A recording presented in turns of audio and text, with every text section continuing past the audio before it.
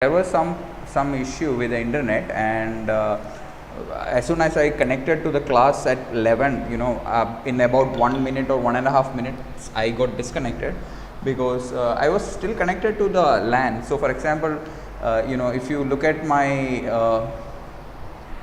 say the cable connected, whether the cable is connected properly, yes, it is connected and it shows that the internet is connected, but I won't be able to ping to the server room. So which means that somebody had turned off one of the switches that is between my room and the server room, and it actually affected a lot of people as well during this particular period. Anyway, so I'm going to share my screen now.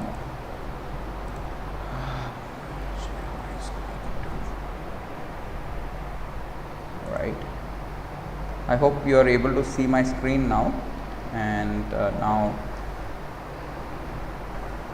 yeah. So we were learning C programming.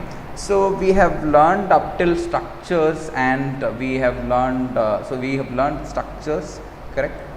C structures and unions also yesterday. So I would like to bring to notice that when I have corrected the papers, right, though I have not finished it, so I wish to finish it as soon as possible, maybe by today or tomorrow. The thing is, I have seen students making some silly simple mistakes. Like for instance, I'll tell you. Okay, so those are not major mistakes, but still, some silly simple mistakes. Some people, for the first question on static keyword, right, have explained the answers. Okay, so just a second.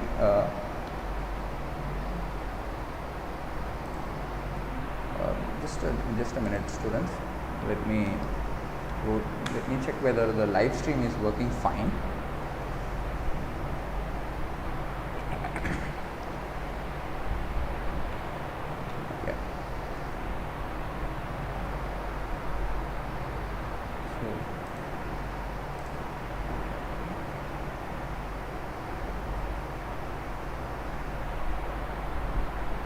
Yes, it is available online.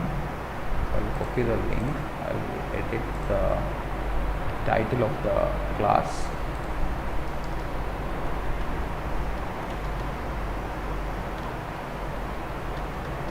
Introduction to computer programming, 17th.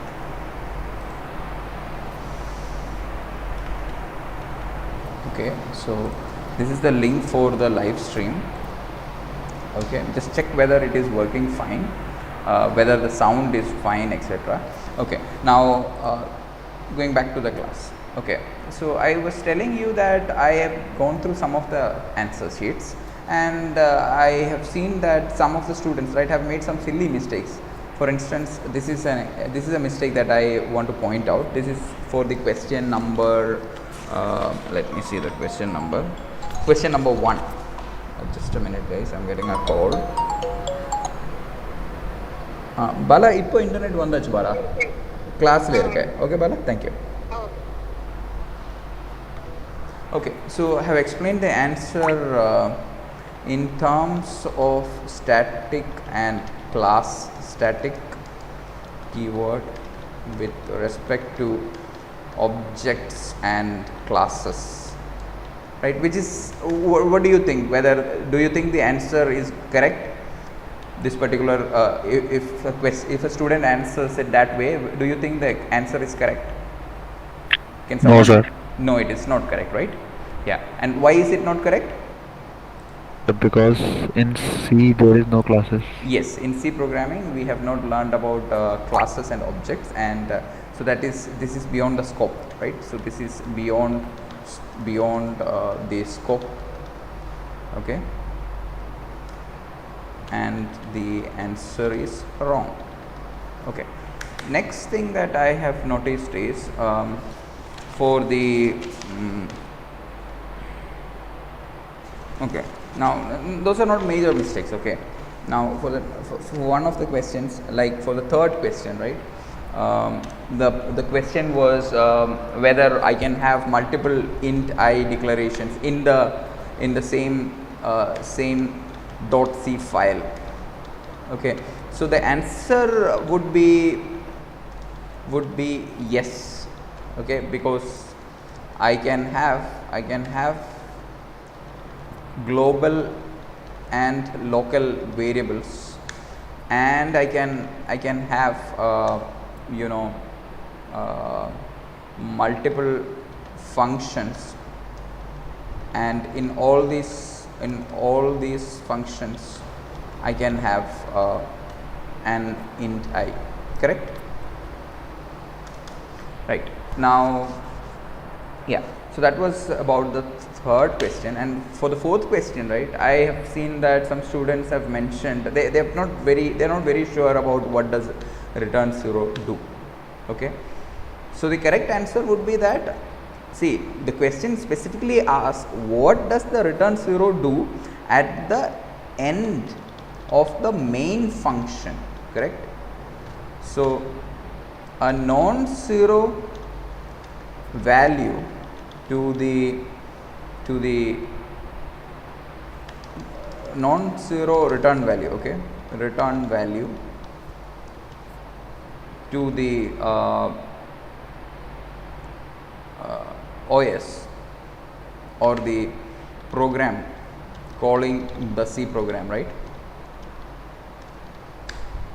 generally means an error, and 0 value means that it has executed successfully,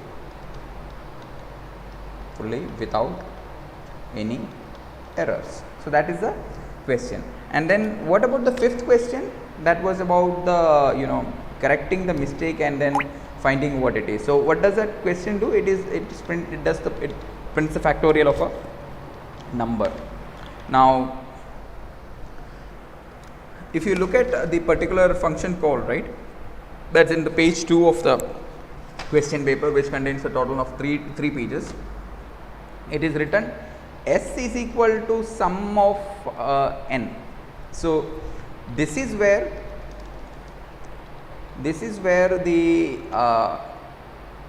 evaluation happens, or this is where the computation happens, right? And in the next line, you can see that it is printing n comma a,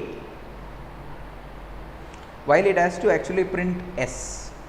Okay, now that is one mistake, and then there are some obvious silly mistakes in the thing. Okay, so this is the major answer, and if this is correct, then you will get the answer. So instead of n a, it has to be n s. And what about the other three questions, 6, 7, 8? Sixth one, I have seen some students perform the string reversal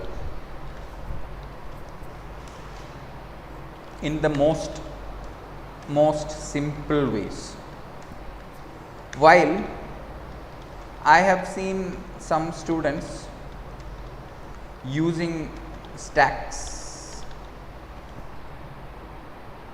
pointers, etc., and making it over engineered and prone to errors, and I am unable to evaluate such answers. You know why? Because the concepts are not something that we had covered. Correct? Right. So these are the major things that I wanted to tell you. Now for the seventh one, what does it do? It is just simple addition and subtraction that you need to do. And so what would be the input like? So if the user enters the time in, let's say, 5:30 p.m. IST, so you know that the user has to enter something in AM and PM, and then also has to enter the time zone. Correct? So this input is not a major problem, I believe, for the 7th question, right?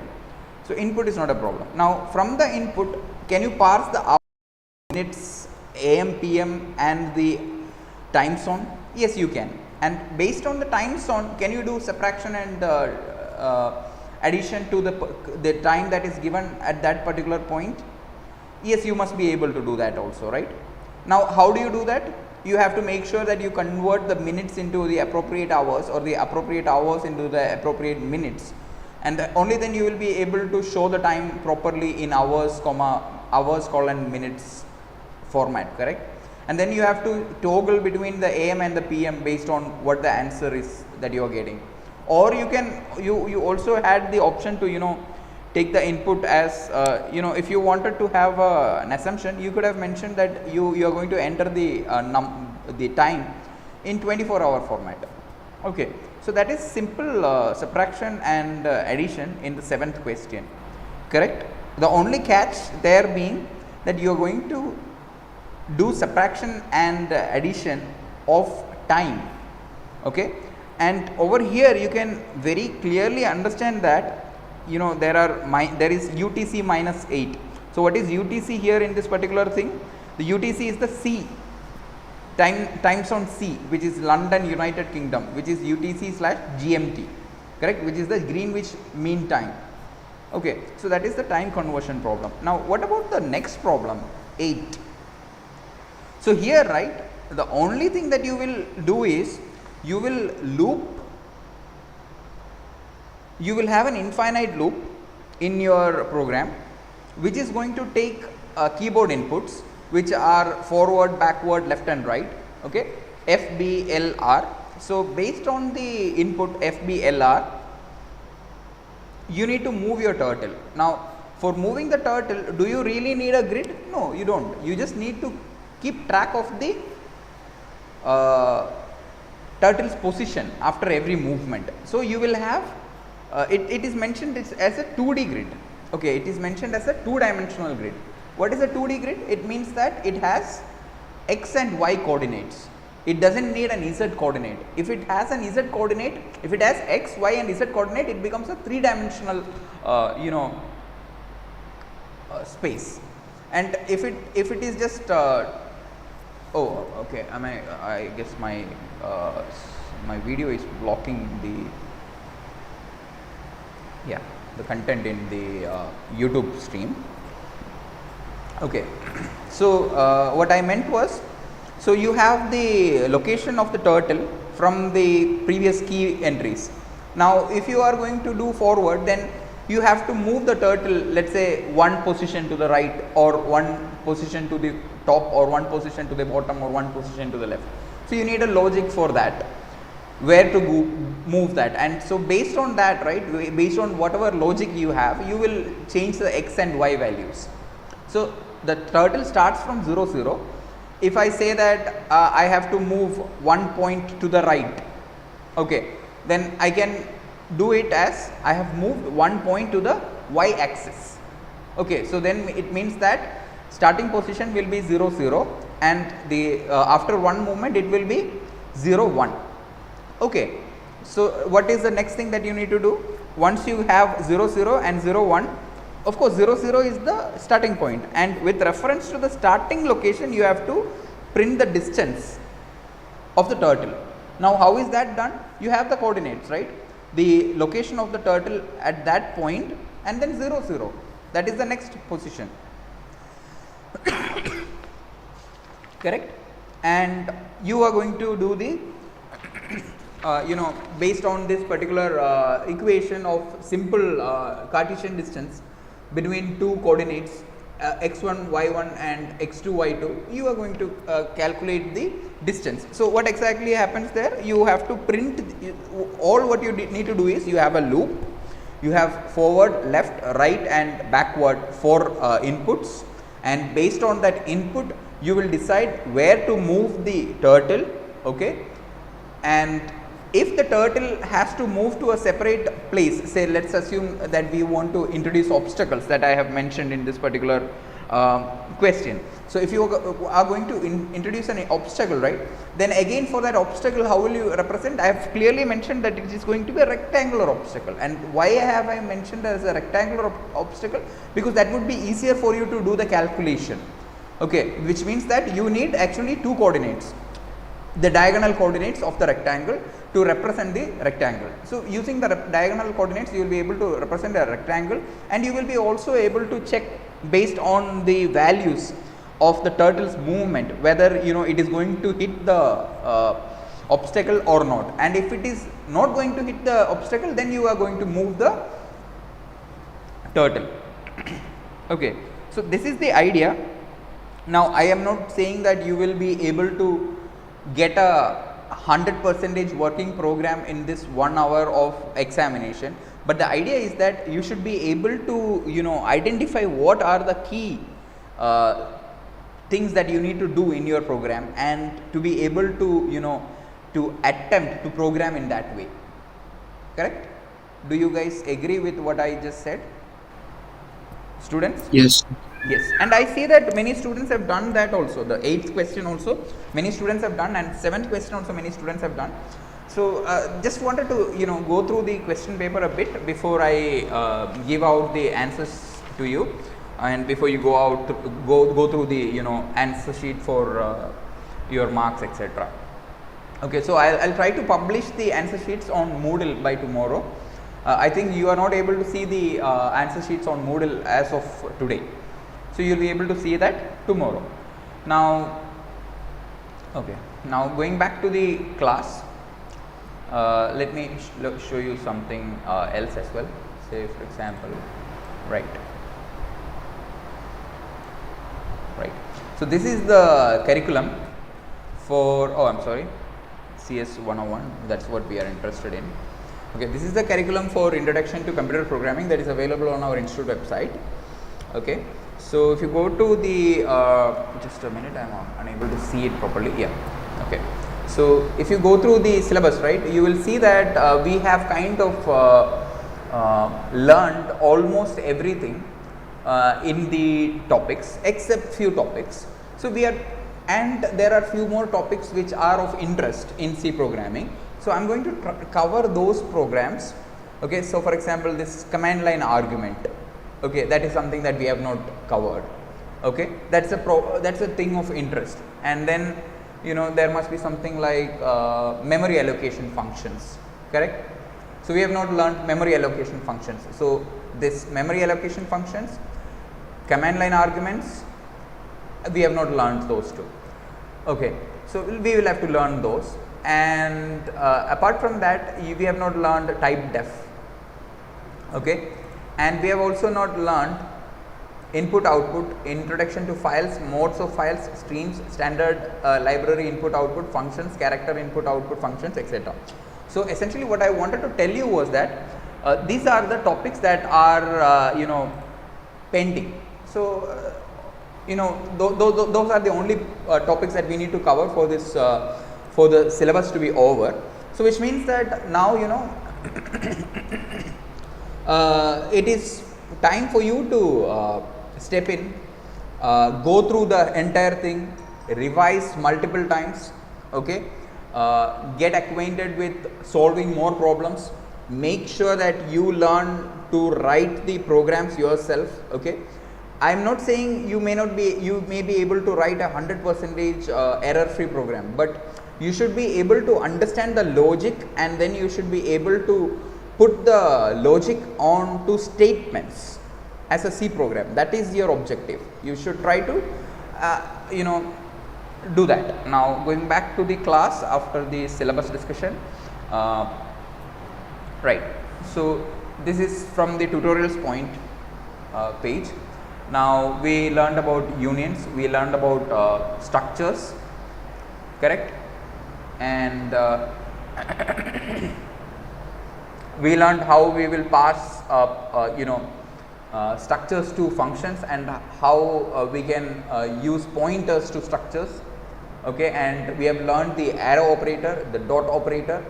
Okay, and then we learned the bit fields also. Okay, now after that, the topic that we are going to cover is, let us say, let's look into command line arguments. Okay, so when I say command line arguments, this is a very simple program that is shown in the tutorials point website, and the topic is command line arguments. Okay, so let's try to understand what exactly is command line argument.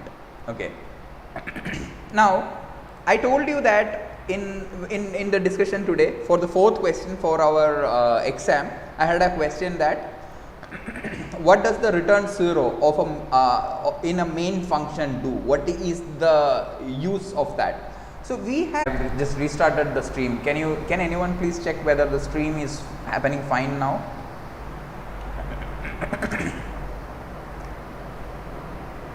So I use this particular software called the OBS Studio, okay, to do the video streaming, and I was running this on the screen too, but apparently it crashed in between.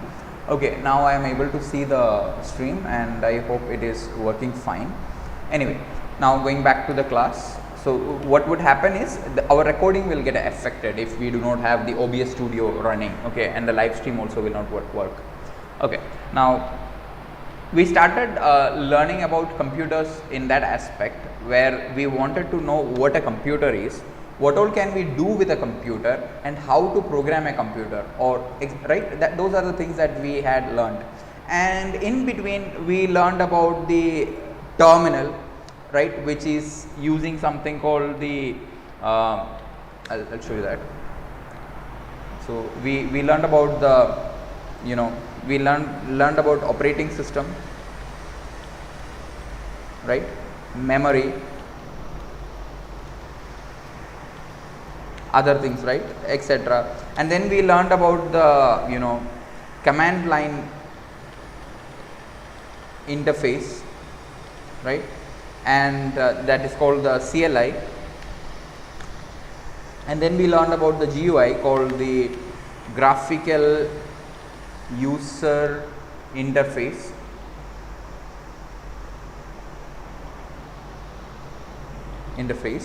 right.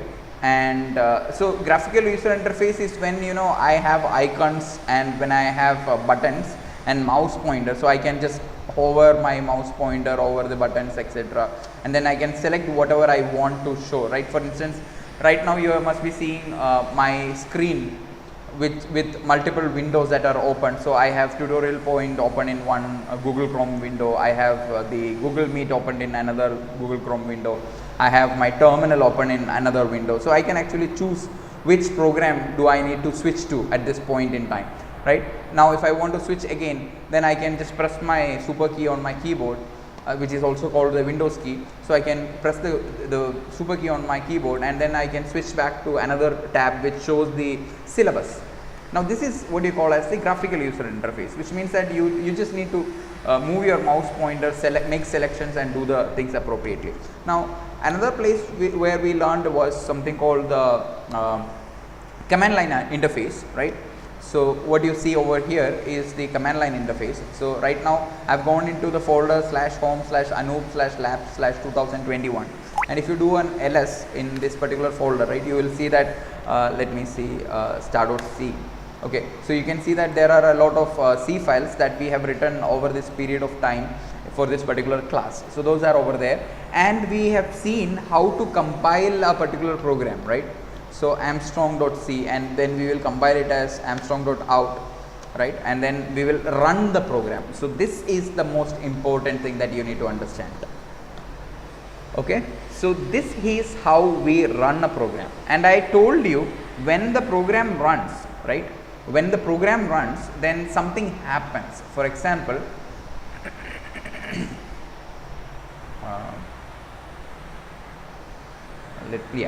so for example, when the program runs, right, this is, let's say this is a computer's system monitor. This is giving you some information regarding the CPU history, that is a CPU usage, how many CPUs are there. This has 8 cores. So this is like a i5 processor, okay, which has 8 cores, and then it has around 8 GB RAM, and out of that around 6.1 GB of RAM is used, etc. So these statistics are available, and apart from that there is something called the processes also, which means that it will show you what are the processes that are running on a particular computer over here, right? For instance, there are these processes that are running, like the events, which is the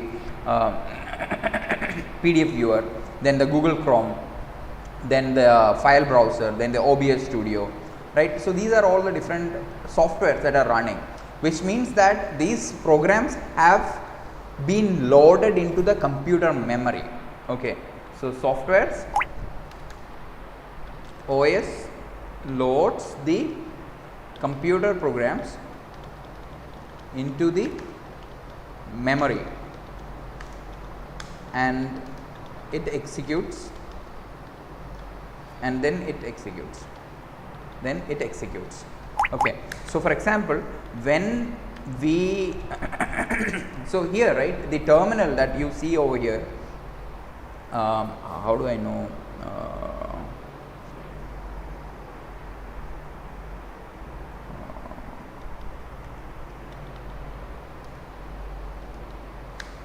yeah.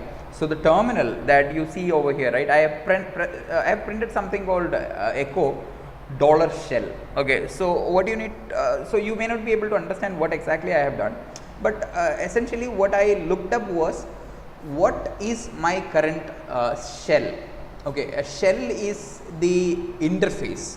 Okay, so the shell can be either a graphical user interface, or the shell can also be a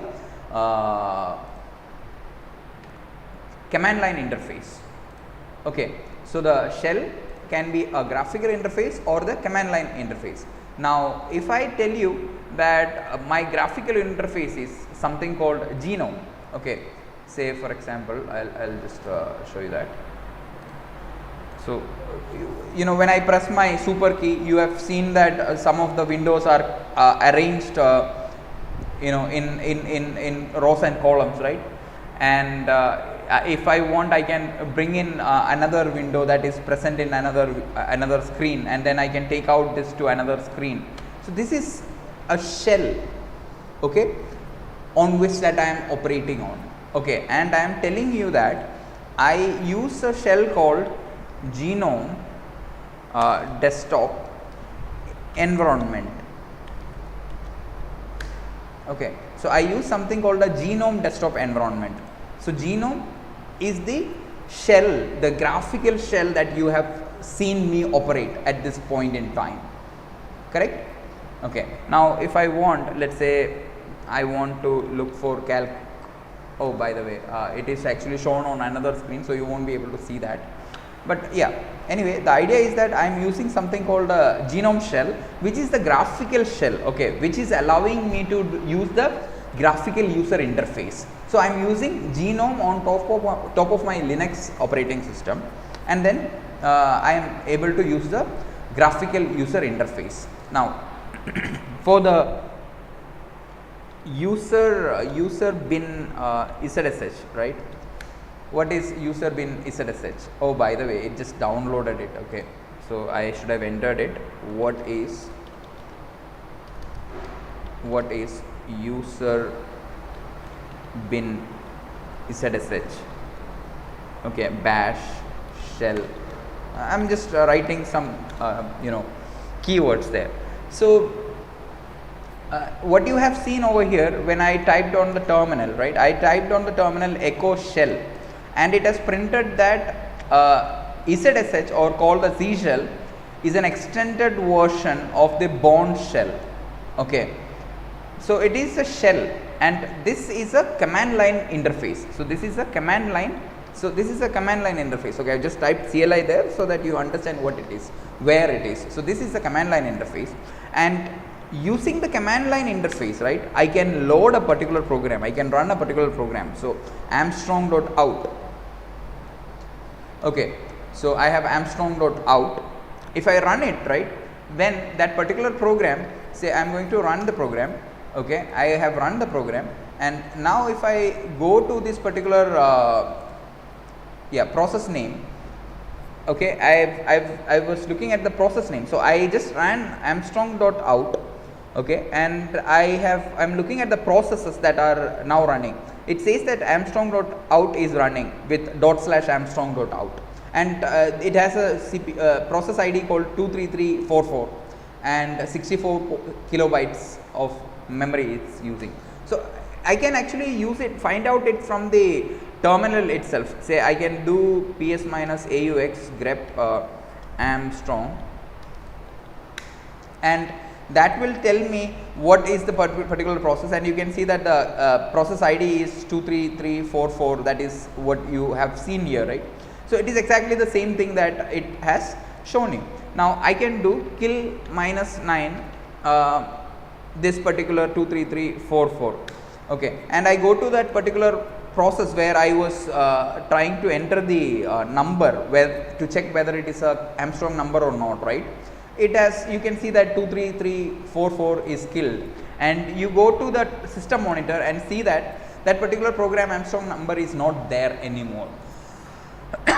So this is a shell, okay, listen to me carefully.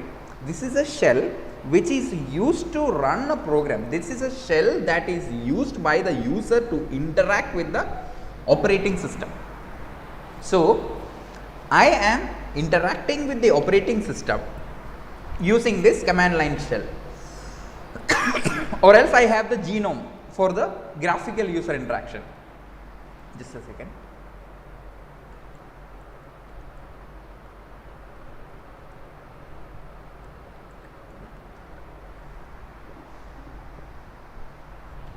Okay, so I have I can either interact with my operating system either graphically or by command line. What does graphically mean? Graphically means that I need to click on the icon, I need to select the menu button, like for instance I can click on file, I can then select the menu button, I can click on preferences, it will load the preferences, and then I can enter the terminal size, I can enter the command, whatever I need, right. So that is how I will interact with the graphical user interface. Now this is a command line interface where I will enter the program name, and you can see that the program will be loaded again, but with a different process ID this time, 21035. Now when I enter a number here, right, okay, it says that 4, 5, 6, 7, 8, 9 is not an Armstrong number, and it exited. Where did it exit to? It exited back to the shell, correct. So the shell, I used the shell to call the program. So the command line shell was used by me to run a program, and when I ran the program, the operating system loaded the program onto the memory and executed that particular program. Once the program completed execution, it exited and it gave me back my shell. So which means that I can enter another command here, I can enter another command to execute, right. So this is so if I want to know what is the what are the IP addresses that are assigned to my computer, right, then I can use something like ifconfig -a, and it tells you that there is some Docker which is at this particular address. Then there is another interface which is at this address. Then it says there is a loopback interface which is at this address, and then it says that there is a wireless interface with this address. Okay, so essentially what you need to understand, and is that you can run any command here, you can interact with the operating system using the command line interface. Now I have seen when I entered ifconfig, right, I can just enter ifconfig, or else I have also done some grep earlier, right, or let me see, yeah, gcc. Okay, let's take a look at the gcc command. So the gcc command, when I am entering, right, you can see that I can just enter gcc and press enter. It says that gcc fatal error, no input files, compilation terminated. So I have not given the input, so which means that I have to specify the rest of the commands also, or the rest of the arguments also. So the command is gcc over here, okay, the command is gcc over here, and Armstrong.c is the input file, and -o is another argument, and Armstrong.out is the output file name that I want it to have. So, which means that apart from gcc, or gcc is also one of the program that I want to run, and one of the argument, the first argument that it needs, second argument, third argument, so on, which means that your program can take in some particular options when it is running. Okay, say for example, I can do ls, I can just type ls in the folder 2021, right. So, pwd will give me the complete path of the particular folder and or the directory, and I can do ls. ls will print the list of the files that are there in the folder 2021.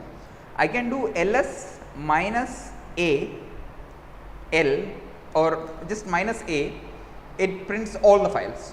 Okay, earlier it did not print dot and dot, but now when with minus a, it printed those also. Now I can also do l. Okay, now with this option, right, you can see that the output for the ls has changed. Earlier when it was showing everything in rows and columns, now everything is shown in different rows.